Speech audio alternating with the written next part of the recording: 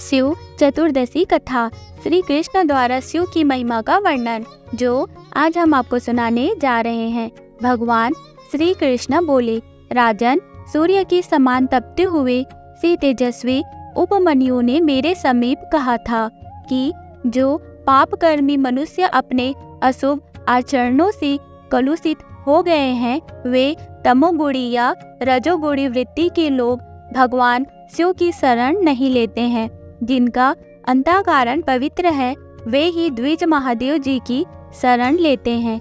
जो परमेश्वर शिव का भक्त है, वह सब प्रकार से बतरता हुआ भी पवित्र अंतःकरण वाले वनवासी मुनियों के समान है। भगवान रुद्र संतुष्ट हो जाए तो वे ब्रह्म पद, विष्णु पद, देवताओं सहित देवेंद्र पद अथवा तीनों लोकों का आधिपत्य प्रदान कर सकते हैं। तात जो मनुष्य मन से भी भगवान शिव की शरण लेते हैं, वे सब पापों का नाश करके देवताओं साथ निवास करते हैं। बारंबार तालाब की तटभूमि को खोद खोद कर उन्हें चौपट कर देने वाला और इस सारे जगत को जलती आग में झोंक देने वाला पुरुष भी यदि महादेव जी की आराधना करता है तो वह पाप से लिप्त नहीं होता है। समस्त लक्षणों से हीन अथवा सब पापों से युक्त मनुष्य भी यदि अपने हृदय से भगवान शिव का ध्यान करता है तो वह अपने सारे पापों को नष्ट कर देता है। केशो, कीट पतंग, पक्षी तथा पशु भी यदि महादेव जी की शरण में आ जाए तो उन्हें भी कहीं किसी का भय नहीं प्राप्त होता है।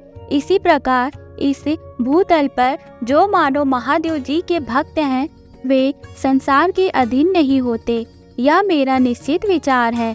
तदंतर भगवान श्री कृष्ण स्वयं भी धर्मपुत्र युधिष्ठिर कहा।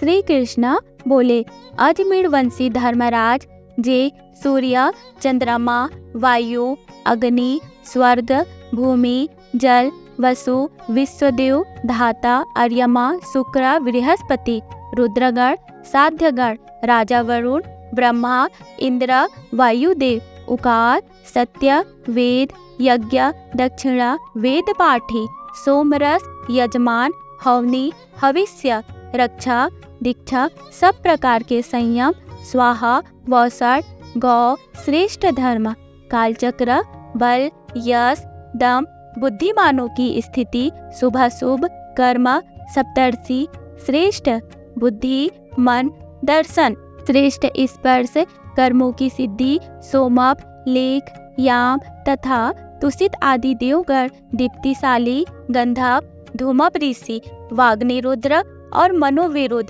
भाव, शुद्ध भाव, निर्माण कार्य में तत्पर रहने वाले देवता, स्पर्श मात्र से भोजन करने वाले, दर्शन मात्र से पेय रस का पान करने वाले, घृत पीने वाले हैं, जिनके संकल्प मात्र करने से अभिष्ट वस्तु नेत्रों के समक्ष प्रकाशित होने लगती है। ऐसे जो देवताओं में मुख्य गण है, जो दूसरे दूसरे देवता हैं, जो सुपर्ण, गंधर्व, पिशाच, दानव, यक्ष, चारण तथा नाग हैं, जो स्थूल, सूक्ष्म, कोमल, असूक्ष्म, सुख, इस लोक के दुख, परलोक के दुख, सांख्य, योग एवं पुरुषार्थों में श्रेष्ठ मुख्य रूप परम पुरुषार्थ बताया गया है। इन सबको तुम महादेव जी से ही उत्पन्न हुआ समझो, जो इस भूतल में प्रवेश करके महादेव जी की पूर्वकृत सृष्टि की रक्षा करते हैं, जो समस्त जगत के रक्षक, विभिन्न प्राणियों की सृष्टि करने वाले और श्रेष्ठ हैं। वे संपूर्ण देवता भगवान शिव से ही प्रकट हुए हैं। ऋषि मुनि तपस्या द्वारा जिसका अन्वेषण करते हैं, उस सदा स्थिर रहने वाले अनिवर्चनीय परम सूक्ष्म तत्स्वरूप सदाशिव को मैं जीवन रक्षा के लिए नमस्कार करता हूँ। जिन अविनाशी प्रभु की मेरे द्वारा सदा ही स्तुति की गई है, वे महादेव मुझे यहाँ अभिष्ट वरदान दे। जो पुरुष इंद्रियों को वश में करके पवित्र होकर इस स्रोत का पाठ करेगा और नियम पूर्वक 1 मास तक अखंड रूप से पाठ को चलाता रहेगा, वह अश्वमेघ यज्ञ का फल प्राप्त कर लेगा। कुंती नंदन इसके पाठ से संपूर्ण वेदों के स्वाध्याय का फल पाता है। क्षत्रिय समस्त पृथ्वी पर विजय प्राप्त कर लेता है। वैश्य व्यापार कुशलता एवं महान लाभ का भागी होता है और शूद्र इहलोक में सुख तथा परलोक में सद्गति प्राप्त होता है। जो लोग संपूर्ण दोषों का नाश करने वाले इस पुण्यजनक पवित्र स्तव राज का पाठ करके भगवान रुद्र के चिंतन में मन लगाते हैं, वे यशस्वी होते हैं। भरत नंदन, मनुष्य के शरीर में जितने रोमकूप होते हैं, इस स्रोत का पाठ करने वाला मनुष्य उतने ही हजारों वर्षों तक स्वर्ग में निवास करता है।